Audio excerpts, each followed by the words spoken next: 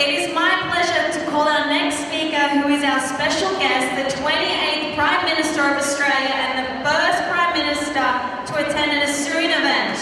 We are honoured to have him here. Please join us in welcoming the Honourable Tony Abbott, MP, Prime Minister of Australia.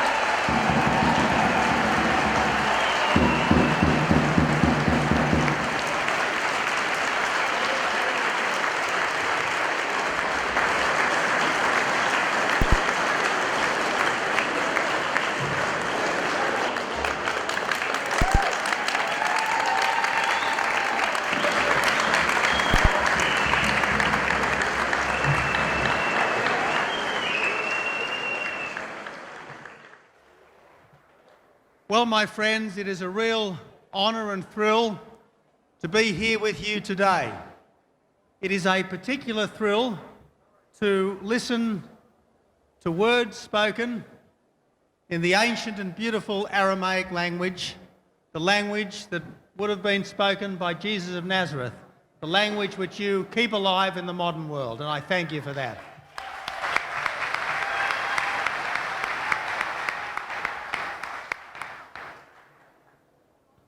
I have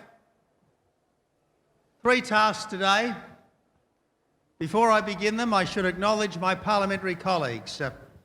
Your local member, Chris Bowen, my friend, the Parliamentary Secretary for Multicultural Affairs, Senator Conchetta Fierravanti-Wells, my friend Craig Kelly, the member for Hughes, Chris Hayes, the member for Werriwa, and of course Andrew Rowan, the state member for Smithfield, who deserves a very big round of applause. I should also acknowledge my friend, the father of the Legislative Council of New South Wales, the Reverend Fred Nile.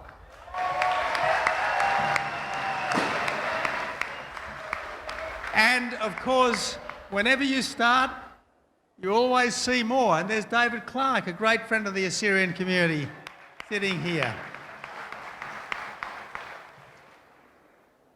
But my principal task today is to salute the Assyrian community of Australia, to acknowledge all of the persecuted communities of the Middle East, and to say what a marvellous contribution you have made to our country. You have come to this country, you have joined our team, you have cherished education, you have promoted peace and harmony. You have hung on to your traditions. You have nurtured your great traditions, but you have done it in ways which are entirely consistent with living in this marvellous multicultural Australia. That's my first task, to salute you and to tell you that the entire Australian people are proud to have you in our midst. My second task is to applaud the solidarity that you are showing with your persecuted brothers and sisters still in the Middle East. We know that a new dark age has descended over so much of eastern Syria and northern Iraq. It is decades, perhaps centuries, since barbarity, since evil of this nature has stalked the world, but it does right now in the lands that you and your forefathers called home. We have seen on our TV screens the mass executions, the crucifixions, the beheadings, the sexual slavery. This is a modern nightmare that is happening before our eyes. And I want to assure you that the Australian government will never shrink from calling evil by its true name. We will never shrink from offering what support and help we can to persecuted people in other parts of the world.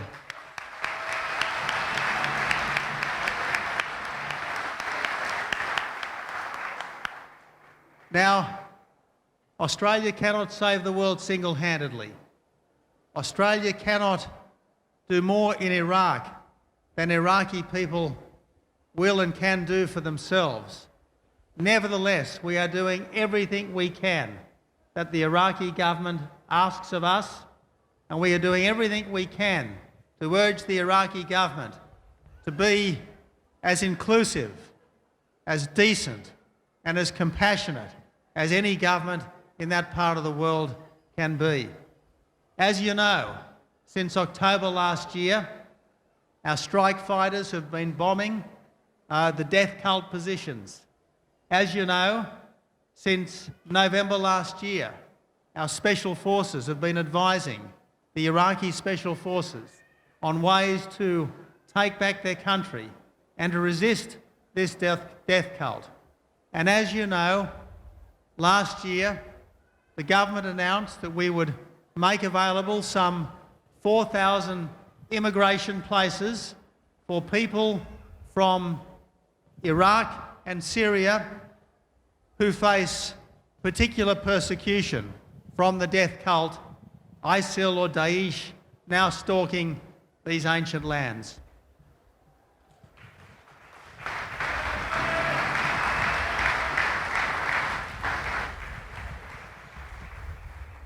So, my friends, I want to assure you that you are not alone, that your struggle is our country's struggle, that your struggle is the world's struggle, and we will do what we can to bring this to a happy conclusion. And I can also assure you that on this matter, the Australian Parliament is united. The military commitments that we have made to the Middle East have been strongly supported, not just by this government, but indeed by the alternative government of our country. So stand strong, stand proud, and stand free, because that is the way that all Australian citizens should be, and God bless you on this, your new year. I now call upon Mr. Homer Shaheen and Mr. David David to come to the stage for a special presentation.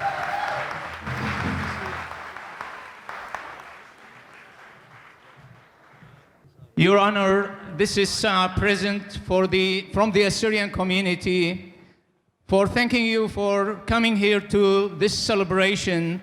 This represents part of our culture and heritage, which is now under the hands of the ISIS.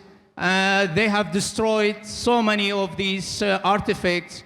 So this is something to remember for good. This is from the Assyrian community of Australia.